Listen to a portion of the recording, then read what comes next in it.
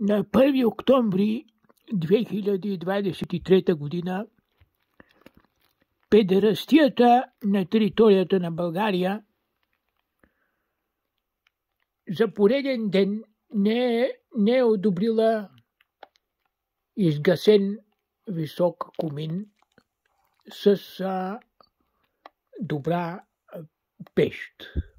Една кибритена клечка да излиза добре огасена с голяма скорост от комин. Комина, примерно, трябва да бъде над 1 км, да кажем, примерно, теоретично би трябвало да бъде и 20 км. Сега, как се прави комина, това не е трудно за човек да се сети.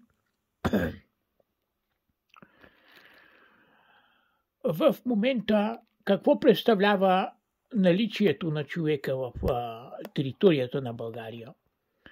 Защо млад човек ще се облича с черни дрехи? От кого гледа младия човек да се облича с черни дрехи?